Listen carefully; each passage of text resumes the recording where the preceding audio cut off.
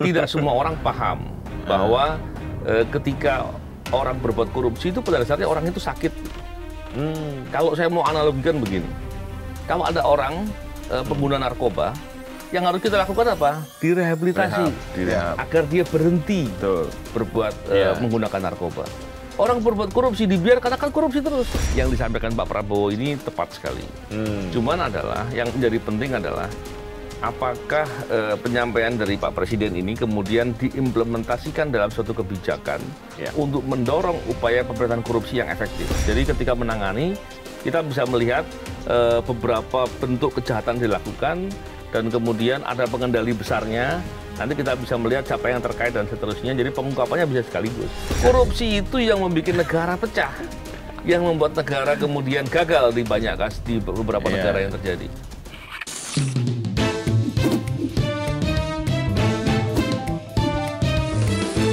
To the point aja. Assalamualaikum warahmatullahi wabarakatuh. Jumpa lagi di podcast To the Point aja bersama saya Gaim Paprisihit dan saya bersama dengan saya Pung Purwanto untuk membahas beberapa hal. Dan tamu kita kali ini Mas agak spesial ini. Spesial. Dia adalah wakil ketua Satgasus Optimalisasi Penerimaan Pajak. Penerimaan negara. Penerimaan negara, sorry. Penerimaan negara. Saya kalau ngomongin soal Satgasus jadi inget sosok tertentu yang namanya Ferdy Sambo.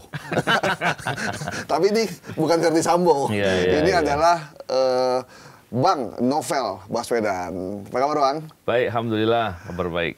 Sehat selalu ya Bang ya. Sehat, Ini alhamdulillah. Satgasus di kepala kita taunya Ferdy Sambo loh Bang. Memang ada Satgasus selain Satgasus itu di Polri sebetulnya kalau ketika Satgas biasa itu kan biasanya di bawah Satker ya. Kalau Satgasus itu di bawah Kapolri. Jadi pembedanya di situ. Dan Satgasus yang saya dan teman-teman ini adalah orang-orang yang dulunya ex-KPK. Ketika ex-KPK disingkirkan dengan TWK gitu kan ceritanya. Maka dari Polri punya kebutuhan waktu itu untuk membentuk unit terkait dengan pencegahan korupsi. Pencegahan korupsi itu dulu di Polri belum ada satkernya. Gitu. Belum ada. Karena pencegahan yang ada di Polri itu kan terkait dengan blue collar crime. White collar crime terkait dengan korupsi belum ada. Dan itulah yang kami diajak bergabung dan kemudian kami itu semuanya dari KPK. Fokusnya waktu itu terkait dengan pencegahan korupsi. Banyak hal yang kita lakukan di beberapa kementerian dan lembaga. Dan tahun ini berubah fokusnya menjadi optimalisasi penerimaan negara. Jadi sudah berjalan hampir 4 tahun sekarang. Udah banyak Bang yang diterima oleh negara? Tentunya banyak. Kalau kami kan sifatnya melakukan deteksi dari potensi-potensi korupsi dan kemudian kita melakukan pendekatan untuk melakukan aksi dan monitoring. Yang di situ beberapa hal kita memberikan rekomendasi ke beberapa kementerian dan lembaga. Dan tentunya melalui Kapolri ya. Terus deteksinya kira-kira hasilnya secara gambaran umumnya gimana nih Pak? Penerimaan negara yang paling banyak bobol di mana ini? Ini penting ini. Penerimaan negara itu memang yang paling besar dari sektor pajak. Terus bea cukai ya. Dan kemudian PNBP. Rata-rata banyak persoalan. Tentunya persoalannya semuanya kaitan dengan fraud, dengan korupsi. Sehingga memperbaikinya kan bukan hanya ditindak saja, tapi memperbaiki sistemnya, memperbaiki regulasinya, terus melakukan upaya agar penerimaan negaranya bisa dilakukan secara optimal. Dan persoalannya memang cukup banyak dan saya kira kami dari Satgasus tentunya berhubungan dengan kementerian lembaga terkait untuk mendukung agar kepentingan negaranya bisa optimal. Nah, ini kan tiga-tiganya yang tadi disebut Bang Novel adalah di bawah Kementerian Keuangan. Betul. Di bawahnya Menteri Koboi kita itu. Ini mestinya sudah koordinasi belum ini? Udah ketemu belum sama Pak Koboi? Iya. Dengan menteri yang baru belum sempat ya karena memang beliau mestinya sibuk kan karena ketika menjadi awal menjadi menteri pasti banyak hal yang dilakukan. Selama ini kami tentunya berhubungan dengan bidang-bidang terkait. Contohnya kalau pajak sekarang ini kami koordinasinya dengan Dirjen Pajak. dengan bea cukai terkait ya. Ya, dengan bea cukai kami dengan Dirjen Bea Cukai dan beberapa direkturnya. Cuman di pejabat yang baru ini kami belum sempat bertemu karena awal terkait dengan penerimaan negara kami fokusnya terkait dengan PNBP sebetulnya dan itu dihandle oleh Irjen Kementerian Keuangan. Jadi kami lebih banyak melakukan itu. Langsung kepada mereka ya. Iya. Untuk yang pajak udah ada temuan termasuk bea cukai ini kan salah satu tempat uang yang sangat banyak ya. Bea cukai dan pajak ini. Bahkan Pak Prabowo sempat mau bikin badan penerimaan negara sendiri. Gitu. Nah, udah ada temuan atau ini, Memang menarik ya kalau bicara temuan persoalan itu kan kemudian akan menjadi suatu hal yang wow gitu ya. Tapi memang begini. Dari dulu hal yang terkait dengan pencegahan itu dilakukan secara silent. Karena kita melakukannya tentunya tertutup dan tidak terekspos. Ya, pastinya akan tidak terlalu banyak terekspos gitu ya. Tapi sebetulnya dampak dari upaya-upaya pencegahan itu pasti besar. Dan selama ini rekomendasi diberikan. Tentunya harapannya rekomendasi itu apabila dilakukan perbaikan potensi-potensi korupsi. Kalau yang sekarang terkait penerimaan negara tentunya akan bisa menjadi lebih baik. Sudah berapa rekomendasi, Bang, yang sudah diberikan oleh Satgasus? Ya, kalau yang penerimaan negara ini memang kami belum banyak ya. Karena di awal tahun sempat ada perubahan pola dengan adanya efisiensi dan lain-lain. Tapi kalau terkait dengan hal yang kami lakukan sebelumnya, tentunya cukup banyak rekomendasi-rekomendasi yang telah diberikan di beberapa kementerian dan lembaga. Kan tugasnya juga mendampingi. Tapi kan nggak semua lembaga mau didampingi kan? Iya. Persoalannya kadang-kala seperti itu. Masalah fraud atau korupsi itu biasanya ada saja oknum-oknumnya yang terlibat. Nah ini yang kadang-kadang membuat mereka orang-orang ini menjadi resisten. Jadi kalau dibilang nggak mau itu ya karena tadi punya kepentingan. Sepanjang kepentingannya untuk negara mestinya nggak ada istilah nggak mau. Harusnya mau ya. Kalau dia nggak mau atau resisten, nah itu red flag tuh. Wah ini ada persoalan ini pasti ini. Ini termasuk di BUMN juga Bang Novel? Kemungkinan enggak. Sementara enggak, karena kami jumlahnya sedikit. Kementerian lembaga aja berarti. Kementerian fokus lembaga di situ. Dan gini, khusus terkait dengan penerimaan negara, karena penerimaan negara ini yang paling mungkin kami melakukan upaya untuk membantu dengan kemampuan yang kami punya. Fokus kami lebih banyak ke PNBP sebetulnya. Kalau dengan pajak tentunya ada hal-hal lain yang kita perlu diskusikan untuk melihat permasalahan-permasalahan dan dengan langkah-langkah deteksi yang optimal. Harapannya bisa membongkar apabila ada praktek-praktek fraud yang besar di situ. PNBP ya namanya, penerimaan negara bukan pajak. Berarti itu sama kayak kalau di Kemenaker yang kemarin kasus Noel tuh? Pendaftaran K3 tuh PNBP kan sebenarnya? Ya. Sebetulnya PNBP banyak. Bahkan BUMN keuntungannya kan masuk PNBP juga. Ya kan? Kalau kita lihat terkait dengan pertambangan PNBP juga di situ. Terkait dengan sawit banyak juga PNBP. Jadi banyak sekali PNBP itu. Paspor juga termasuk bagian dari PNBP kalau nggak salah. Itu kalau diurutkan dari pajak, bea cukai, PNBP itu memang urutannya begitu. Yang pertama pajak, yang kedua bea cukai, yang ketiga PNBP. Iya.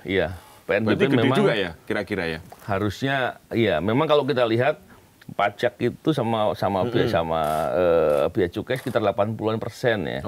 Kalau PNBP itu sekitar 17-an atau berapa persen gitu ya, berapa persen. Jadi memang potensi untuk ditingkatkan itu masih besar. Bayangkan ketika kita melihat sumber daya alam kita yang banyak, eksploitasinya juga dilakukan dan kemudian penerimaan negara dari eksploitasi itu harusnya kan cukup besar ya. Tapi ketika banyak permasalahan di sana, banyak fraud, banyak korupsi di situ, maka pastinya akan mengecilkan dari penerimaan negara. Pak Mahfud pernah bilang begini, kalau saja pajak dari batu atau pertambangan itu dikelola dengan benar setengahnya saja, itu bisa memberikan makan seluruh rakyat Indonesia. Iya. Berarti begitu besarnya penerimaan yang tidak masuk sistem keuangan negara ya berarti ya Bang? Iya, pastinya begini. Ketika penerimaan negara itu terkait dengan tambang ya, itu kan harusnya kan ada royalti di sana, ada pajak dan lain-lain. Dan memang faktanya ada banyak komoditi tambang yang diduga diselundupkan keluar. Waktu itu kita perlu ingatkan bahwa Faisal Basri ya, Pak Faisal Basri almarhum pernah menceritakan bahwa hasil pengamatannya diketahui dalam kurun waktu sekian itu ada sekian juta ton yang kemudian terekspor, tidak tercatat sebagai ekspor di Indonesia. Betul. Ya. Itu kan pasti nggak ada penerimaan negara di situ. Udah hilang aja ya. Dan banyak lagi yang lain. Cuman sebetulnya begini, bicara penerimaan negara terkait dengan dugaan korupsi ya, dengan adanya tambang-tambang ilegal ataupun pola pengelolaannya yang dilakukan dengan cara korupsi, itu sebetulnya semua pintunya itu ada di kepabeanan harusnya. Jadi memperbaiki kepabeanan ini menjadi faktor penting. Tapi saya lihat kemarin beberapa waktu lalu Pak Menteri Keuangan sudah menyampaikan untuk melakukan fokus perbaikan di situ. Dan itu bagus sekali. Jadi kepabeanan yang akan jadi kepabeanan mestinya. Karena bayangkan kalau seandainya ada tambang, kemudian apakah diambil di luar dari areanya atau banyaklah modus-modus operandinya ya. Dan kemudian ketika dibawa keluar, itu kan mestinya dari kepabeanan akan bisa mendetek. Betul. Berapa nilainya? Ya, dari situ kemudian bisa ditelusur lebih jauh ke belakang. Apa masalahnya, siapa yang berbuat dan seterusnya. Siapa yang terlibat, aparat yang membackingi, itu semua masih harus diusut. Berarti udah kolektif, udah susah ya kalau udah kolektif gitu. Ya, susah kan bukan berarti nggak bisa kan. Iya, betul. Nah, ada ini nggak, Mas, potensi pernah dihitung nggak potensi penerimaan negara kita tuh yang sebenarnya berapa sih kalau diurus dengan benar gitu ya? Kemarin si Pak Saididus pernah bilang ada 7.000 triliun yang tidak masuk di sistem keuangan negara. Terus kemudian berikutnya kita sama Benix yang investor itu bilang itu sekitar, kalau menurut saya sih 3.000 triliun yang nguap aja tuh. Nah, gimana kalau dari sisi Satgasus nih?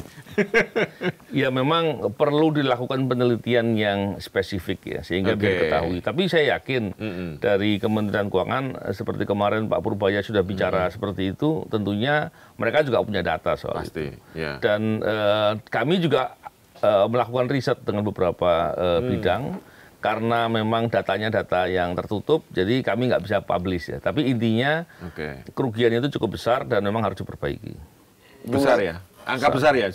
Pasti angka besar. Bahwa jumlahnya masih dirahasiain. Bukan tertutup, karena memang kami tugasnya tidak untuk memberikan rekomendasi saja. Kami nggak diberikan kewenangan untuk melakukan tindakan langsung gitu kan. Dan data yang kami peroleh pasti data-data tertutup. Itu kalau kerugiannya bisa dibikin sekolahan, berapa banyak sekolah tuh, Bang? Tergantung kerugiannya berapa.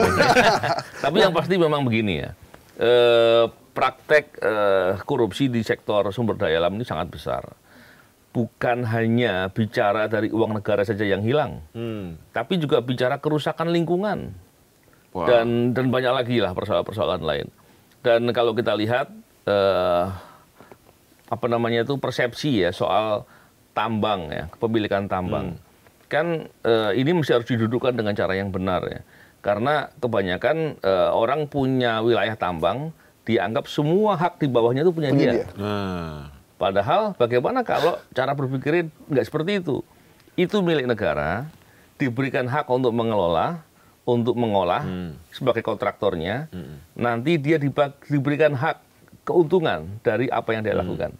Intinya milik negara harusnya. Nah, sekarang yang bagaimana ini? Lah, rezim tentang pertambangan ini memang harus didudukkan dengan cara yang benar. Jangan sampai kemudian ada persepsi seolah-olah ketika punya area, semuanya punya dia. Dari bawah tanah sampai langit itu miliknya dia gitu ya. Saya kira konsepnya mestinya nggak seperti itu harusnya. Sehingga ada orang yang punya tambang itu kaya sekali.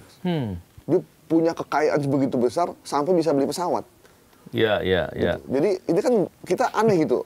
Dia mengeruk tambang dari bumi Indonesia, tapi dikuasai sepenuhnya oleh dia. Negara cuma dapat pajaknya aja. Sementara kerusakan dan segala macam dibiarkan. Ini kan mesti diubah ya persepsi ini.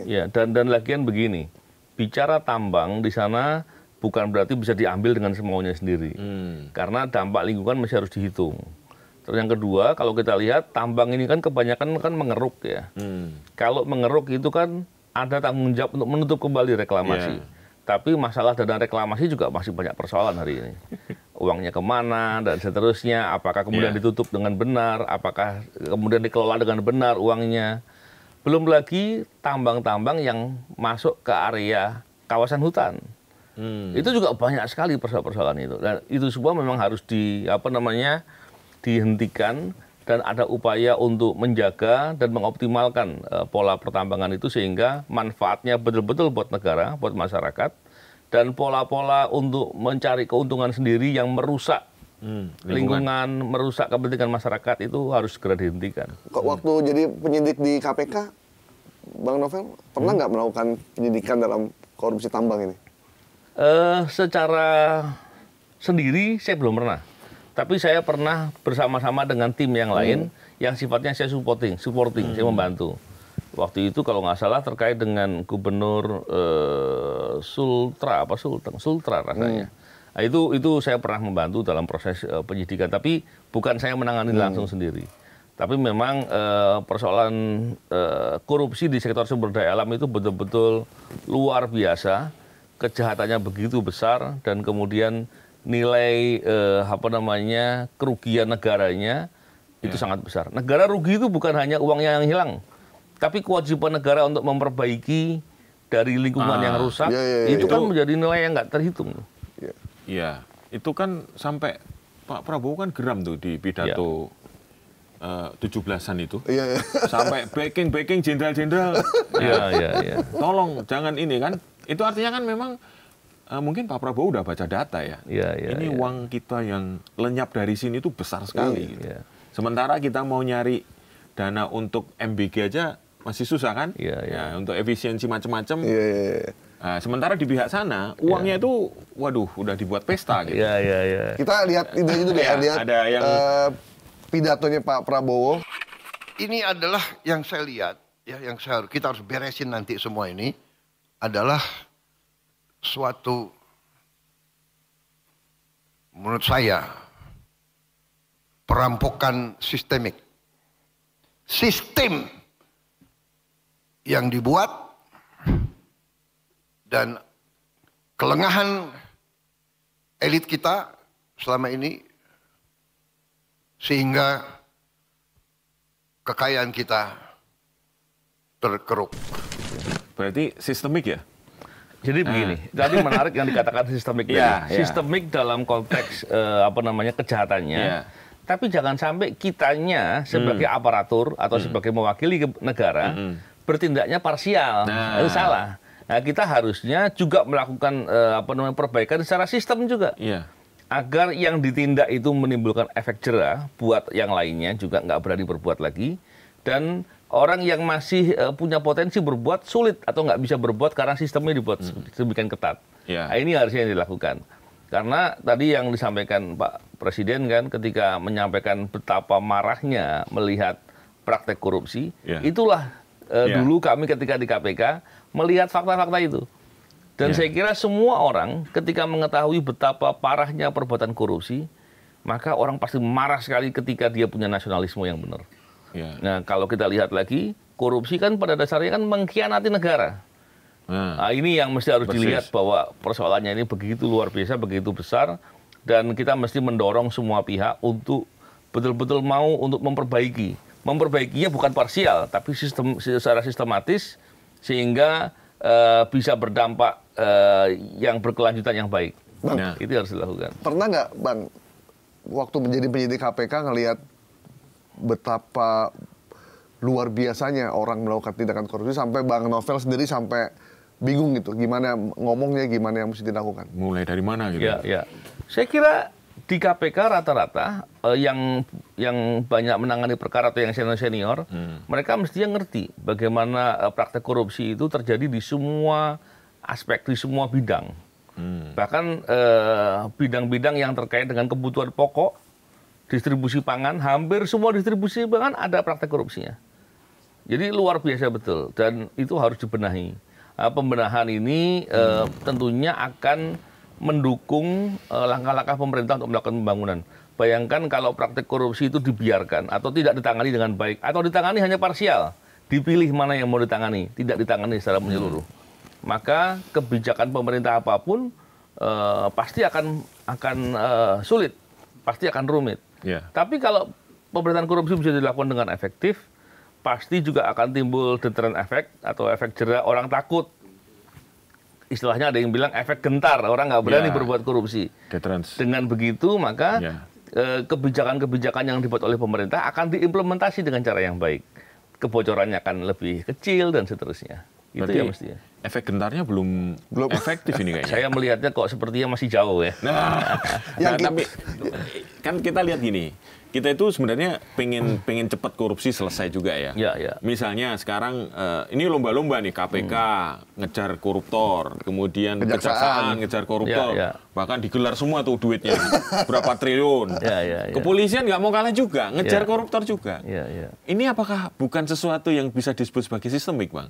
Atau masih parsial mereka?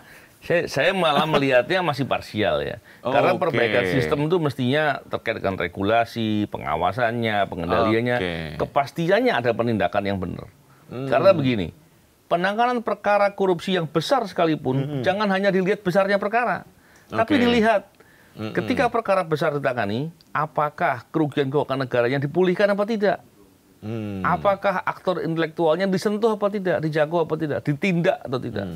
Tapi kalau korupsi besar, ternyata yang ditangani hanya operator saja, kerugian keuangan negaranya yang dipulihkan cuma di bawah 5%, saya kira orang nggak takut berbuat korupsi. Orang pikir, wah berbuat saja masih bisa cara untuk menghindar. Masih uang hasil korupsi masih bisa dinikmati, diambil. Itu jadi permasalahan. Masih bisa nego. Berarti efek gentarnya belum ini. Saya melihatnya begitu, karena tentunya memastikan bahwa praktek memberantas korupsi itu betul-betul dilakukan secara efektif. Caranya adalah memastikan penanganan perkara itu efektif dan optimal. Kalau penanganan perkaranya hanya parsial, bahkan aktor-aktor intelektualnya belum tertangani atau nggak tersentuh, maka saya kira orang nggak takut untuk dengan penindakan yang dilakukan. Tapi kan selama ini misalnya tokoh-tokoh politik yang biasa, tokoh-tokoh yang kuat lah ya, biasa misalnya mantan menteri, yang sudah ada yang beberapa masuk gitu. Itu juga kayaknya belum cukup ya bikin efek gentar. Korupsi laptop misalnya, korupsi haji juga aja. Haji belum ditahan. Belum itu gimana Bang? Ya, memang begini ya. Idealnya memang penanganan perkara seperti tadi, bisa tuntas, siapapun yang terlibat ditangani. Baik dia dalam rezim yang dalam kelompok kekuasaan maupun di luar kekuasaan. Siapapun yang berbuat korupsi, dia telah melakukan kejahatan serius. Tapi kalau ternyata yang ditangani hanya sebagian saja, nah ini saya kira orang masih berani berbuat korupsi. Nah masalahnya gini, kan kita geram nih sama korupsi. Tindakan udah ada, penyergapan juga ada, bahkan urusan yang ada urusannya sama yang di atas, ibadah paripurna yang harusnya itu suci, itu pun juga dikorupsi. Artinya ternyata korupsi itu nggak ada urusannya sama agama sebenarnya, karena bahkan yang kita pengen naik haji pun juga duitnya juga dikorupsi. Nah, sementara di Kementerian Agama ini kasusnya sekarang ada di KPK. Sampai sekarang lambat sekali penanganannya. Nah, menurut Bang Novel, kenapa ini sampai sekarang publik menunggu belum ada tersangka yang ditetapkan? Iya.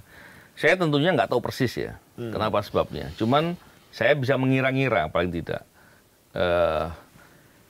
Kalau penetapan tersangka memang mestinya bisa cepat ya, karena pemeriksaan itu dilakukan kalau di KPK itu di tahap penyelidikan sudah banyak konfirmasi dan pemeriksaan bukti.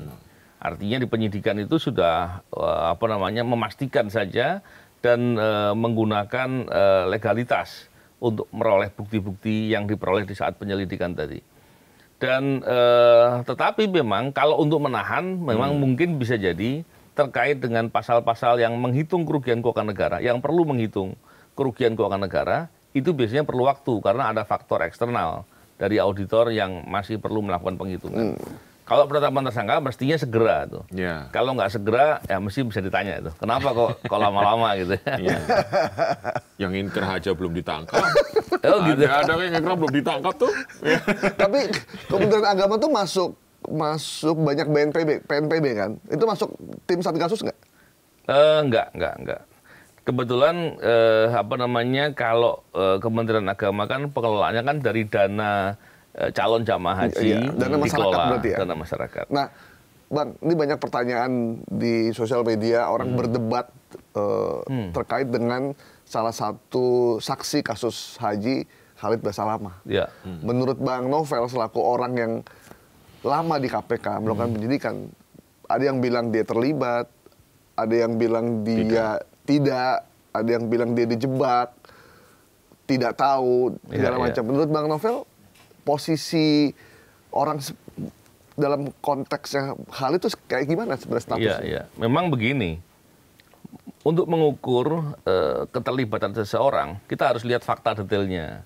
Tentunya terkait dengan Ustadz Khalid ini, fakta detailnya apa, penyidik yang lebih tahu tuh. Dan prosesnya tentunya ada bukti yang kemudian tersampaikan ke media, baik yang bersangkutan langsung ataupun orang lain gitu kan. Tapi mungkin ada juga bukti yang nggak sampai ke kita gitu. Jadi melalui media. Sehingga kita untuk mengukur nggak tahu. Tapi poinnya adalah yang pertama begini. Di beberapa pembahasan media sosial dan media juga itu kan disampaikan bahwa karena Ustadz Khalid Basalamah mengembalikan uang dianggap terlibat. Saya kira nggak seperti itu. Itu menurut saya perspektifnya nggak tepat tuh. Tapi yang harus dilihat adalah apakah ada perbuatan yang dia lakukan yang itu masuk kualifikasi terlibat dalam perkara korupsi yang ditangani sekarang ini. Perbuatan harus dilihat. Karena kalau soal uang, siapapun pihak yang diuntungkan dari perbuatan melanggar hukum, perbuatan salah, yang perbuatan salah itu adalah dalam perspektif perbuatan korupsi, maka segala keuntungan itu tidak boleh diakui. Nah, ini yang harus dilihat dan kemudian bisa juga diambil atau disita. Dan dalam konteks mengembalikan, tentunya ini harus dilihat sebagai itikat baik. Toh juga seandainya siapapun orang yang sebagai pelaku kejahatan korupsi mengembalikan uang, itu tidak menghapus kejahatannya. Jadi perspektif itu tidak sederhana dilihat, oh mengembalikan uang berarti terlibat. Nanti besok-besok pelaku nggak ada yang mau mulangin dong. Atau orang yang dapat keuntungan karena itu nggak ada yang mau mulangin dong. Padahal memulangkan harus dilihat sebagai hal yang positif. Tapi poinnya adalah, apa perbuatannya? Nah ini yang mesti harus dilihat. Kalau ada faktanya jelas, saya bisa mengira tuh. Tapi faktanya saya nggak tahu persis. Karena di perbuatan itu nanti bisa dinilai dia melanggar ketentuan undang-undang atau tidak gitu ya? Iya, karena begini juga, perbuatan dalam konteks berbuat jahat itu ada orang yang berbuat sendiri, ada yang berbuat bersama-sama, ada yang turut serta berbuat, ada yang membantu orang untuk berbuat. Jadi ada beberapa kualifikasi. Ada levelnya ya. Itu. Kalau menurut Bang Novel ini terlampau lama nggak? Karena kasus kuota haji, bancakan kuota haji kita sebutnya ya. Bancakan kuota haji ini kan sudah dipansuskan sebelum Pak Prabowo jadi presiden. Kemudian ketika Pak Prabowo jadi presiden, kemudian setelah itu bergulirlah di KPK. Dan selama pansus itu, Menteri Yakut tidak pernah hadir sama sekali. Nah, ketika Pak Prabowo jadi presiden, barulah masuk ke KPK. Berarti ini kalau sampai 20 Oktober udah hampir setahun nih, Mas. Kasus ini berjalan. Kalau saya melihatnya begini, bicara terkait dengan pansus ya, waktu itu pansus membicarakan terkait dengan masalah penggunaan kuota. Jadi yang dia temukan tuh peristiwa. Peristiwa yang dia temukan. Tentunya dalam konteks pemeriksaan di pansus tidak memeriksa mendalam yang terlalu jauh ya. Tapi peristiwa itu kemudian ada dugaan kaitan dengan suatu perbuatan kejahatan. Dalam hal ini tidak pidana korupsi. Maka di KPK menindaklanjuti untuk menilai peristiwa tadi itu fakta-fakta perbuatannya apa saja dan siapa saja terkait untuk menentukan apakah peristiwa itu adalah kejahatan atau bukan. Dalam konteks kejahatan di KPK ada aturan khusus yang mengatur adanya kewajiban untuk menilai alat bukti kalau ada dua alat bukti atau dua alat bukti permulaan ya, dua bukti permulaan maaf, maka itu bisa ditingkatkan dalam proses penyidikan. Dalam konteks ini artinya KPK sudah menemukan tuh sebetulnya adanya fakta perbuatan dan adanya dugaan bukti permulaan terhadap seseorang.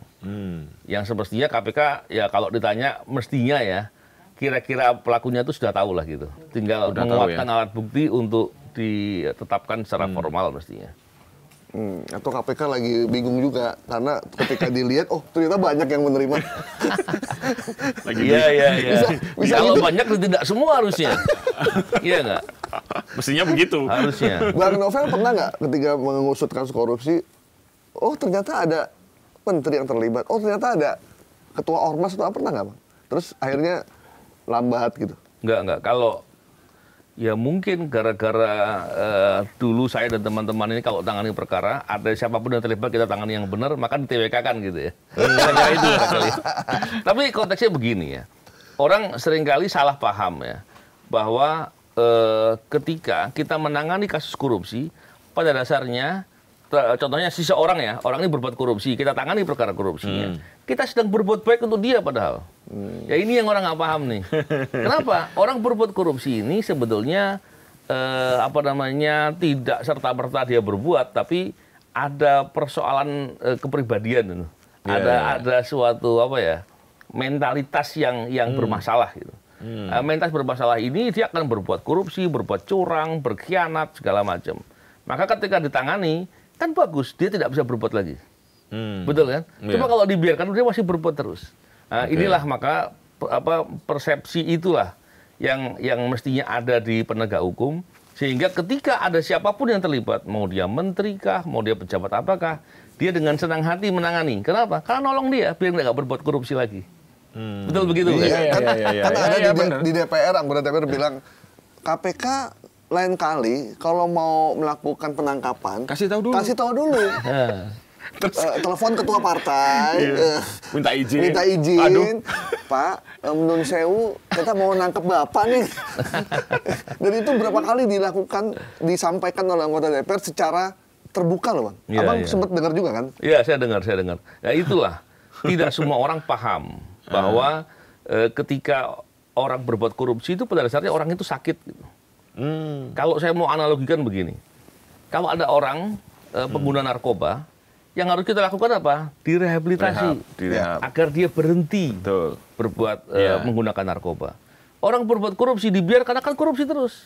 Ketika diambil di treatment ya, dengan cara ditahan gitu ya, dan seterusnya, kan menolong dia untuk tidak berbuat korupsi lagi.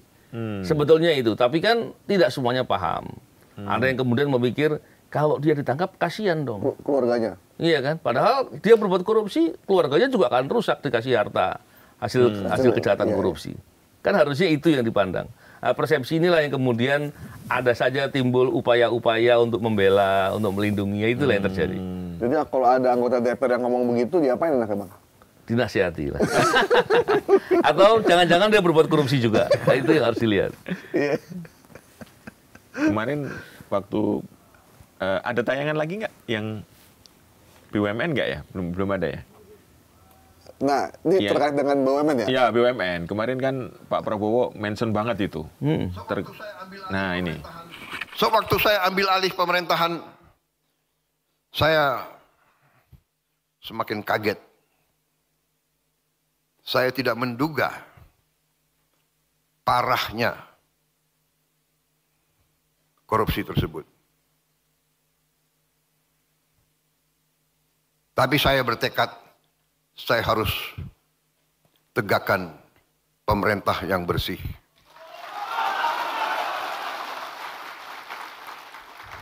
Hanya dengan pemerintah yang bersih, Indonesia bisa bangkit. Ini sebenarnya ini buat Mas Novel, ini nggak ada hubungannya sama PKS waktu Mas Novel dulu mengambil presiden PKS ya dengan urusan sapi. Iya. Oh itu zamannya Mas Novel. Iya. Beliau yang nangkep. Ketua umum. Memang begini, yang disampaikan Pak Prabowo ini tepat sekali. Cuman yang menjadi penting adalah apakah penyampaian dari Pak Presiden ini kemudian diimplementasikan dalam suatu kebijakan untuk mendorong upaya pemberantasan korupsi yang efektif. Cocok tuh, benar. Kalau cuma hanya dihimbau-himbau saja, dicela begitu ya, atau marah ke forum publik, tapi tidak ada upaya yang langsung, yang sungguh-sungguh, yang kuat, yang konsisten, yang menindaklanjuti tadi, maka ya orang tetap berbuat korupsi begitu. Jadi berbuat korupsi nggak bisa hanya dihimbau ya? Nggak bisa dihimbau dan harus dilakukan tindakan nyata. Artinya kalau sudah begini Presiden, ini sebenarnya perintah untuk aparat di bawahnya yang memang bertanggung jawab terhadap pemberantasan korupsi mestinya ya. Kalau punya pikiran. Nah ini kan kalau ini perintah sudah diulang-ulang gitu. Iya. Apakah langsung minta dulu dipanggil terus kemudian diperintahkan kamu gitu? Ya karena begini, kita perlu ingat juga bahwa sebelum Pak Prabowo menjadi presiden itu KPK sudah dilemahkan. Ya. Kita harus lihat itu. Zaman pemerintahan yang lama ini. Ya, ada fakta-fakta di mana kondisi penegak hukum itu justru malah ya saya nggak yakin kalau sampai trauma, tapi khawatir paling tidak. Ya. Justru malah yang berbuat baik malah dimusuhi, disingkirkan, dikerjai. Nah, ini yang saya yakin itu menjadi persoalan. Jadi yang menjadi penting adalah perlu dibuat kebijakan yang jelas untuk menguatkan lembaga-lembaga pemberantasan korupsi dan memaksa mereka. Saya katakan memaksa kenapa? Karena banyak juga aparatur yang takut gitu. Jadi harus dipaksa untuk betul-betul berani berbuat dengan sungguh-sungguh untuk memberantas korupsi. Nah ini baru kemudian kita akan melihat hal yang menjadi disampaikan oleh Pak Presiden itu bisa terrealisasi. Dan satu hal lagi yang penting adalah selain dari memberantas korupsi dengan penindakan tadi, tapi juga melihat sektor-sektor mana yang bermasalah, diperbaiki sistemnya, regulasinya, dan kemudian dipastikan praktek-praktek yang sebelumnya yang bermasalah tidak terjadi lagi. Nah itu yang harus dilakukan. Ya, jadi penegak hukum itu perlu jaminan. Ya. Agar dia berani. Benar. Gitu ya? Iya, benar. Karena berapa banyak selama ini penegak hukum yang justru diserang. Saya dulu berapa kali diserang. Betul. Dan banyak lagi rekan-rekan di kejaksaan, di kepolisian, saya yakin juga ada yang ketika bekerja dengan benar justru malah diancam atau dimusuhi. Atau malah menjadi korban. Nah itu menjadi persoalan. Nah, kadang dimusuhi itu oleh teman-temannya sendiri juga kan, oleh lembaganya juga kan. Bisa jadi. Nah, lembaganya ini mungkin disupport sama yang lain. Entah itu partai politik, entah itu oligarki, kita nggak tahu ya. Iya. Sekarang begini, kita sudah banyak cerita sebelumnya. Artinya fakta-fakta yang terjadi sebelumnya sudah cukup banyak. Tentunya kita tidak perlu memaklumi apapun yang telah terjadi kemarin dan tidak boleh dibenarkan. Mau dia disupport oleh petinggi atau siapapun, baik dari legislatif, eksekutif, atau siapapun, tidak boleh dimaklumi dan dibenahi. Saya kira bisa. Sekarang kan kalau kita hanya bilang bahwa oh ya dia di backup oleh orang kuat, kita nggak pernah selesai. Padahal orang kuat itu seperti apa? Orang berbuat jahat nggak pernah kuat gitu.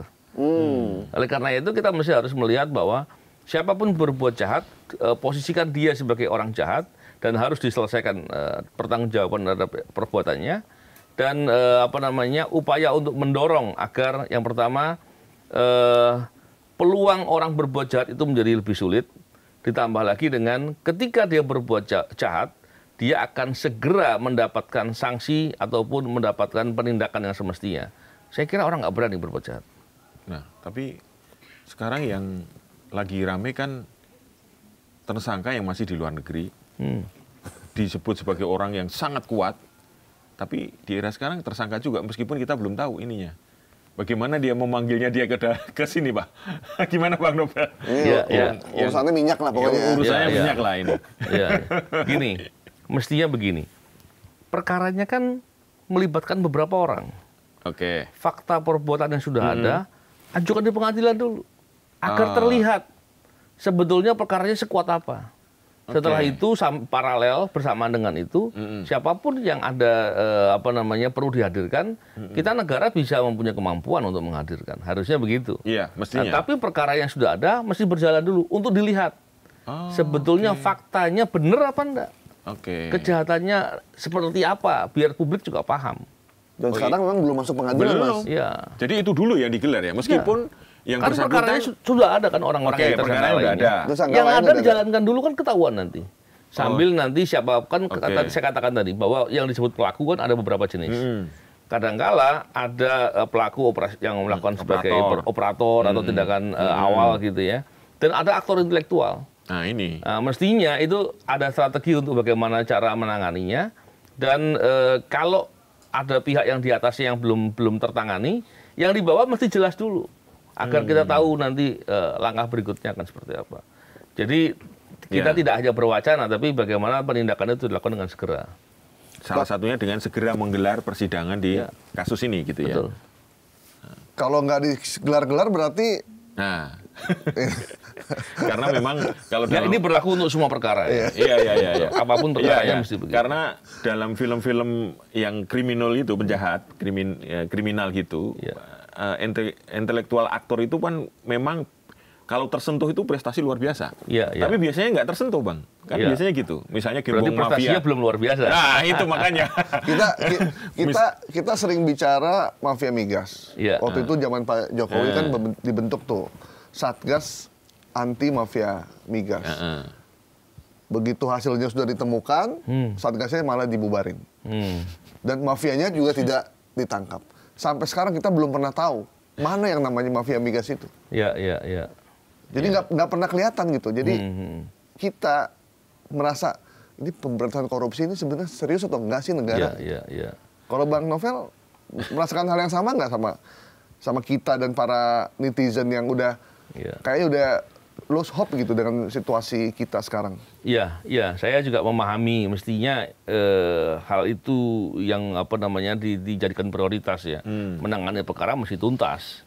Siapapun yang terlibat ditangani. Memang contohnya masalah mafia migas ini kan banyak tuh fakta-fakta yang diungkap di media sekalipun, tapi kita belum menemukan pengungkapan yang tuntas ya. Walaupun memang nggak mudah ya. Kenapa? Karena biasanya mafia migas ini lintas jurisdiksi di beberapa negara itu, pastinya nggak mudah tuh. Tapi terlepas dari kesulitannya, upaya itu mesti harus dilakukan dengan sungguh-sungguh. Tapi dan menyeluruh, karena ada juga beberapa pembahasan di beberapa media ternyata yang terlibat itu banyak sektor, tapi yang ditindak hanya satu area, gitu kan nggak benar juga. Penindakan harus dilakukan dengan jujur, dengan objektif. Tapi sebenarnya mampu kita. Harus mampu. Kita itu banyak. Mampu kita. Kita punya banyak orang yang punya keahlian. Dan keahlian untuk sebagai investigator atau penegak hukum atau jaksa penuntut ya, itu kita nggak kalah sama negara-negara lain. Dan kita orang-orangnya hebat-hebat. Itu udah diakui ya. Negara lain pun beberapa kali juga ngikutin perkembangan dari dulu KPK yang dulu gitu ya. Betul. Nah ini kalau timnya Bang Novel terlalu banyak di dalam kayaknya cepat segera dikeluarin. Iya, mesti dikeluarin. Jangan tim hebat begini jangan dikandangin. Mesti banyak keluar. Jangan disuruh jadi dosen aja. Ngajar. Salah satu perburuan atau penangkapan atau pembukaan kasus yang menurut kita cukup besar itu adalah kasus Kemenpora, Hambalang. Melibatkan siapa yang waktu itu di Kolombia tuh lari, siapa namanya itu? Si Bendahara Nazarudin itu salah satu yang cukup besar lah, karena semua yang terlibat kena, bahkan menterinya pun kena. Setelah itu kita nggak pernah lihat lagi ada. Itu yang saya tangani waktu itu. Nah itu kan. Zamannya itu gimana Bang ceritanya bisa akhirnya semuanya, bahkan orang yang dekat dengan presiden sekalipun tetap bisa ditangkap? Iya. Tentunya proses untuk investigasi itu panjang ya. Dan kita perlu kesabaran, ketelitian, karena fakta-fakta soal perbuatan korupsi itu seringkali itu dibicarakan oleh banyak pihak. Nah, kita mesti teliti, melihat semua fakta-fakta, dan kemudian ketika menangani perkara, itu kita bisa berpikir secara komprehensif. Jadi tidak hanya difokus satu perkara saja, tapi kita bisa melakukan penyelidikan yang lebih luas untuk melihat bagaimana sih pola kejahatan itu dilakukan. Siapa sih aktor-aktor yang mengatur perbuatan-perbuatan itu sampai bisa terjadi. Karena kalau dalam kejahatan yang sifatnya besar, itu aktornya pasti aktor-aktor pengendali yang punya pengaruh yang besar pula. Nah, itu yang mesti harus dilihat. Jadi ketika menangani, kita bisa melihat beberapa bentuk kejahatan dilakukan dan kemudian ada pengendali besarnya, nanti kita bisa melihat siapa yang terkait dan seterusnya. Jadi pengungkapannya bisa sekaligus. Termasuk kepergian Nazarudin ke Kolombia waktu itu udah dideteksi sama KPK ya? Iya, tentunya untuk mendeteksi kan kita pasti kerjasama dengan beberapa negara. Dan kita punya kedekatan dengan aparatur di antar negara, sehingga untuk upaya melakukan tindakan hukum, baik itu mencari bukti, menyita aset maupun mencari orang, itu bisa dilakukan dengan lebih mudah harusnya. Nah, saya cuma mau bilang karena ada yang orang yang kasus migas ini, yang katanya orang besar ini, ada di negara lain juga sebenarnya. Jadi kalau Nazarudin aja bisa di Kolombia, ya pasti ya. Kalau cuma di Asia Tenggara mah kecil ya. Tapi kita perlu lihat juga, di kasus EKTP, kan ada Paulus Thanos waktu itu kabur juga. Iya. Nah, itu kan perkaranya juga kita selesaikan, walaupun waktu itu kita belum sempat mendapatkan Paulus Thanos, tapi keburu undang-undang KPK dilemahkan, terus kemudian kami dikeluarkan, ya itu menjadi persoalan. Tapi perkaranya tetap diungkap dengan jelas, sehingga ketika kita berhubungan dengan negara lain untuk upaya mengembalikan seperti sekarang sedang berlangsung, kalau nggak salah di Singapura untuk Paulus Thanos, itu proses perkaranya sudah dibuka dengan apa? Ya, sebuka-bukanya lah gitu. Ada dua yang udah jadi tersangka, tapi ada di luar negeri kan. Yang pertama Yuristan, kasus Chromebook.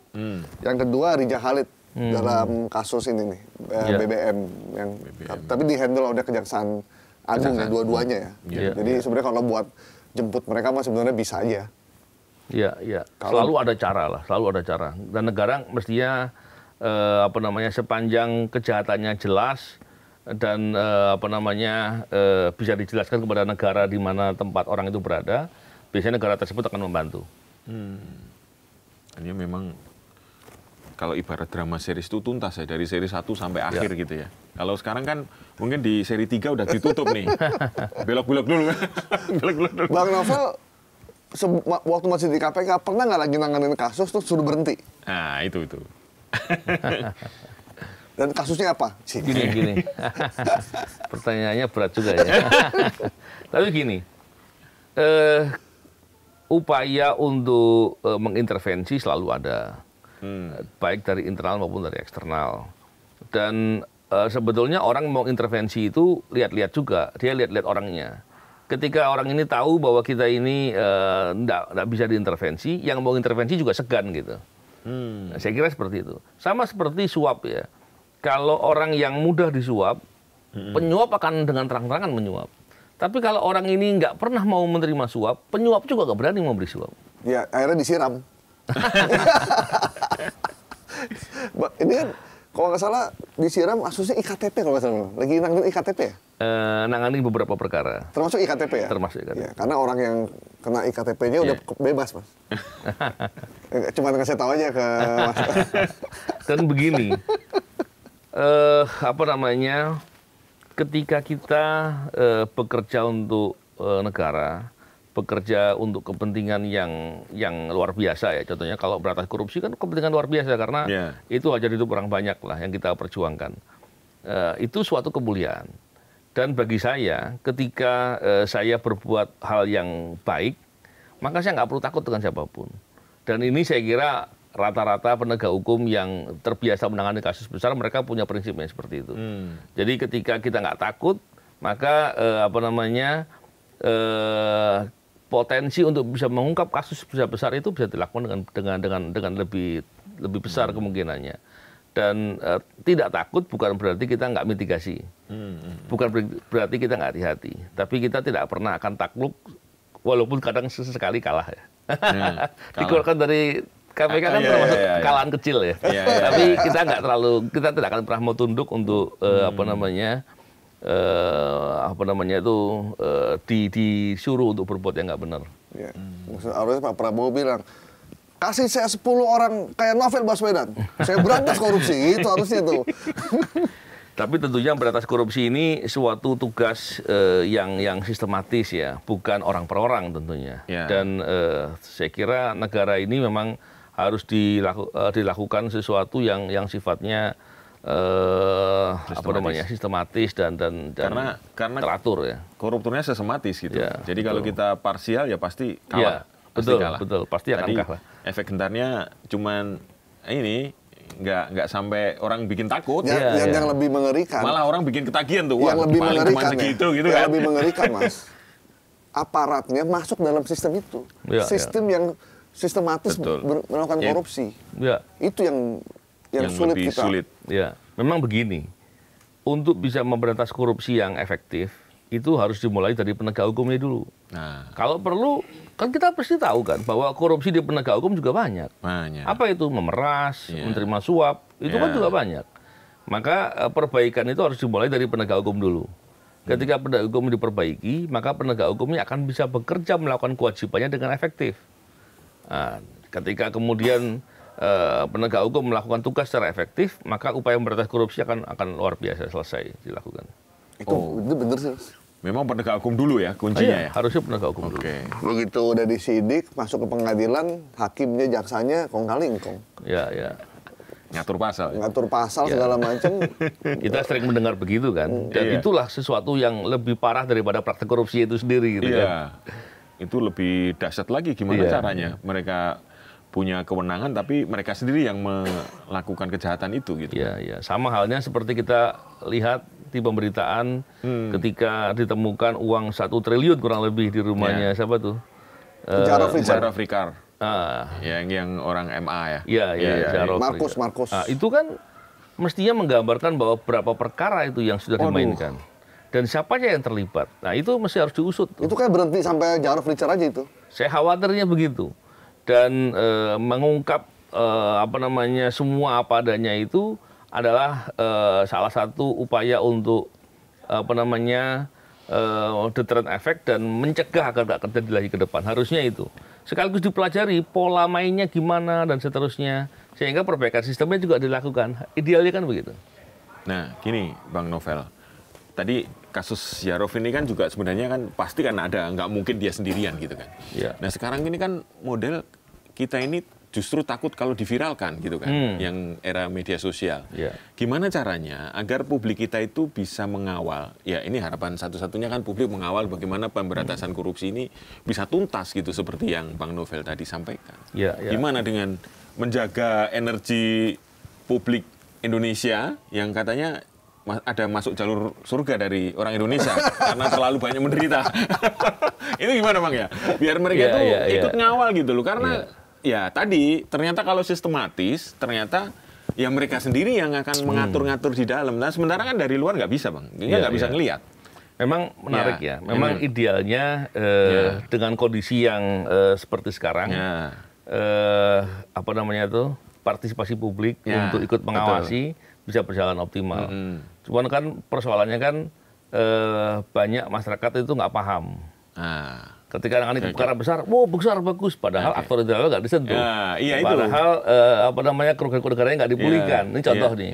Sehingga membincangkan seperti sekarang ini, kita bicara seperti ini, dan banyak lagi orang-orang yang anti korupsi juga membincangkan di banyak forum, itu penting.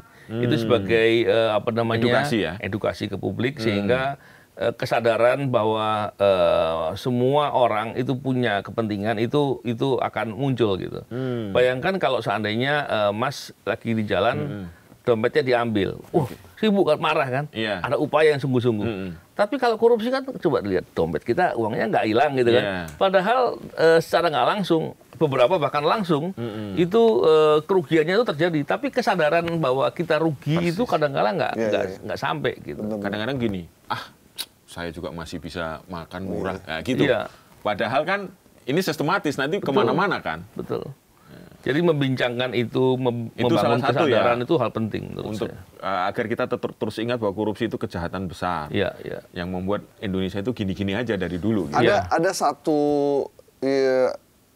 yang lagi viral tuh artis cilik kita, Leoni ya. Yang sudah mulai membincangkan sesuatu anggaran yang publik juga nggak begitu aware sebenarnya. Jadi dia membuka anggaran tangsel, terus dia lihat kok ada penggunaan seragam harganya sampai segini, berapa triliun, berapa ratus miliar gitu. Sementara untuk jalan raya lebih kecil daripada anggaran untuk penggunaan seragam. Dan itu langsung viral, dan itu langsung ditanggapi oleh wali kota. Iya, iya. Artinya public figure yang memberikan perhatian lebih terhadap sesuatu yang dianggap janggal itu punya efek yang luar biasa loh Bang. Apalagi dia sempat mempertanyakan soal pajak waris yang kita mau bayar pajak udah besar ditambah ada pajak waris, dan itu pun ditanggapi langsung sama Dirjen Pajak. Artinya munculnya orang yang kritis public figure ini menjadi penting sebenarnya untuk kita ya. Iya, iya, betul. Dan memang sebetulnya gini, kita tuh juga banyak NGO. Yang NGO ini masing-masing melakukan penelitian gitu ya. Barangkali NGO ini juga penting juga untuk menjangkau lebih luas lagi orang untuk ikut terlibat ya. Sehingga upaya yang dilakukan bersama-sama ini bisa membantu bahkan memaksa agar pengendalian, pengawasan dilakukan dengan benar, sekaligus upaya memberantas korupsi dilakukan dengan sungguh-sungguh. Karena yang rugi kita loh. Kita bisa bilang oke lah indeks persepsi korupsi kita 34 kemarin, sekarang 37, oke lah cukup. Padahal kan itu dampaknya ke investasi, ke ekonomi, ke penyerapan tenaga kerja. Dan banyak lagi faktor-faktor yang kemudian membuat kita rugi gara-gara praktek korupsi tidak ditangani dengan sungguh-sungguh. Jadi itu benar tuh. Kalau ada ungkapan kejahatan itu terjadi bukan karena penjahatnya hebat, tapi karena orang baiknya pada diem. Ya, ya. Nah, gitu kira-kira ya. Bener, ada yang diem karena lelah kan. Atau ini diteriakin terus masih terjadi lagi. Tapi kok masih lagi. Atau diem karena dikandangkan. Tapi resiko juga kalau influencer ngomong begitu, ntar YouTube-nya di take down. Tapi mestinya begini, sepanjang yang disampaikan itu fakta dan sifatnya bukan mengolok-olok, artinya menyerang kehormatan pribadi orang untuk mengolok-olok dengan bahasa yang itu boleh, karena menyampaikan kepentingan publik kepada publik yang agar mereka juga tahu itu hak publik, mestinya hak publik ya, dan dilindungi oleh undang-undang mestinya. Betul. Jadi, tapi jangan sampai jadi korban kriminalisasi ntar. Dicari kasusnya ntar ya. Bang, ini kan KPK sudah berdiri sejak reformasi. Berarti udah berapa tahun nih Mas ya? Dari 2003, 2004 ya. Dari 2004. Harapannya ketika KPK berdiri itu adalah dia menjaga, membantu aparat lembaga yang lain untuk melakukan tindakan pemberantasan korupsi termasuk KPK juga. Nah, tapi kenyataannya sampai sekarang kita nggak ngelihat ada tanda-tanda korupsi itu akan berhenti. Bahkan posisinya sekarang mulai dari bawah nih RT, RW, lurah, camat, bupati, wali kota, gubernur, menteri itu melakukan tindakan korupsi yang nggak ada sama sekali. Kita lihat rendah gitu. Malah terus meningkat. Ini apa sebenarnya yang salah? Pemimpinnya, cara kita melakukan pemberantasan korupsi, DPR-nya, atau memang masyarakatnya udah terlampau merasa memang ya sudah, suap itu hal yang wajar. Iya. Gitu. Asal demi kebaikan katanya. Ada yang bilang gitu. Katanya ada tuh. Ingat kan? Iya, saya pernah mendengar gitu ya? Itu ngawur betul itu. Gini ya, kalau kita lihat memang upaya untuk memberantas korupsi di Indonesia kan dilakukan udah banyak sebenarnya. Dan ketika lembaga pemberantasan korupsi semakin besar, kemudian yang terjadi adalah dijatuhkan, dilemahkan, bahkan dibubarkan. Pola-polanya selalu adalah upaya atau lembaga pemberantasan korupsi dijauhkan dari masyarakat. Caranya apa? Dibuatlah framing. Saya masih ingat 2013-2014 ketika KPK kuat gitu ya. 2015 ketika sudah mulai menyentuh kepada aktor-aktor penting, kemudian yang dilakukan adalah dibuat framing bahwa KPK itu radikal. KPK itu Taliban, ya kan? Waduh, ngeri banget itu. Nah, itu kan serem banget tuh. Serem banget. Bahkan dibilang bahwa pilih mana pemberantasan korupsi dilakukan, tapi negara kemudian terpecah atau kemudian keutuhan negara itu diprioritaskan. Ini kan penyesatan ini. Betul. Penyesatan dan ngawurnya luar biasa. Itu justru sering terjadi. Korupsi itu yang membuat negara pecah, yang membuat negara kemudian gagal di banyak kasus di beberapa negara yang terjadi. Itu yang harusnya terjadi. Nah, inilah yang menurut saya perlu dijadikan pembelajaran. Apa yang telah terjadi kemarin jangan sampai kemudian diulangi oleh orang-orang yang berbuat jahat itu. Dan berhasil lagi. Oleh karena itu membicarakan di forum publik seperti sekarang, mengajak masyarakat ikut mau peduli, dan kemudian dari beberapa keadaan kita dorong, bahkan kalau perlu kita paksa, tanda kutip ya, dipaksanya bukan dengan kekerasan kepada pemerintah untuk mau memberantas korupsi yang efektif, itu menjadi hal penting. Karena itu kepentingan masyarakat, kepentingan kita semua. Ya, berarti kalau memang Pak Prabowo pengen memimpin pemberantasan korupsi, yang langkah pertama ya revisilah undang-undang KPK ya. Dikembalikan lagi marwahnya. Marwahnya seperti semula. Biar lebih leluasa lagi karena kejahatannya luar biasa ini. Korupsinya Pak Prabowo sudah merasakan. Cuman gimana caranya? Mungkin masih mikir-mikir juga kali ya. Mungkin gimana nanti kita kirim videonya ke Pak Prabowo ya, biar nanti dilihat Mas Teddy bacain ke Pak Prabowo. Yang pertama ketemu sama Pak Purbaya dulu. Iya. Ketemu Pak Ini Purbaya soalnya dulu ya. penerimaan negara. Iya. Pak Purbaya nanti ketemu sama Bang Novel ya. Biar biar kan ngurusin biaya cukai sama pajak. Penerimaan negara. Karena Mas Purbaya juga pengen membereskan lah. Enggak, tapi tentu kami juga secara berkelanjutan memberikan masukan-masukan. Rekomendasi sebetulnya beberapa sudah diberikan. Ada yang dilaksanakan, ada yang belum, ya kan? Yang belum itu pasti akan menjadi potensi-potensi loophole ya untuk praktek korupsi terjadi. Mas Bang Novel mau ketemu Pak Purbaya nggak? Enggak, pada dasarnya pastilah kita akan memberikan masukan kepada pemerintah dalam hal ini melalui Pak Purbaya ya. Dan bukan berarti terus karena dibahas di podcast terus kemudian kita baru mau ketemu, tapi itu menjadi hal yang program yang mesti dilakukan. Karena kan sudah ketemu sama biaya cukai, sama pajak kan sudah ketemu. Berarti tinggal nanti bagaimana makin menguatkan lagi. Biar optimal penerimaan negara. Kantornya di mana sih, Mas Novel? Mabes Polri. Saya di Mabes Polri. Saya tentunya di bawah Pak Kapolri ya. Di bawah Kapolri. Nanti Pak Purbaya mampir lah ya ke Mabes Polri ya. Karena ini kejahatan kerah putih ya. Berarti fokusnya di sana. Oke. Bang Novel, terima kasih banyak waktunya. Sama-sama. Tetap seperti Novel Baswedan yang dulu. Tidak berubah. Terima kasih udah mencerahkan nih. Penonton Punto Poin aja pasti akan senang nih kalau melihat pencerahan-pencerahan begini. Semoga semakin baik lah. Karena tadi bilang semakin publik sadar akan semakin kuat kontrol kita terhadap pemberantasan korupsi. Dan tentunya begini, satu hal penting yang ingin saya sampaikan sebagai closing statement bahwa kepedulian kita untuk mendorong pemberantasan korupsi itu diselenggarakan, itu bentuk kecintaan kita kepada negeri. Karena praktek korupsi pasti menghancurkan dan membuat upaya negara untuk bisa mencapai tujuan negara terganggu, terhambat, bahkan bisa digagalkan. Maka kita mesti harus selalu peduli dan mendorong agar pemberantasan korupsi dilakukan dengan efektif dan sungguh-sungguh. Gitu. Tuntas sampai akhir. Tuntas sampai akhir. Oke, terima kasih Bang Novel. Teman-teman, demikian To The Point kita kali ini. Sampai jumpa di To The Point aja berikutnya. Bye-bye. Bye.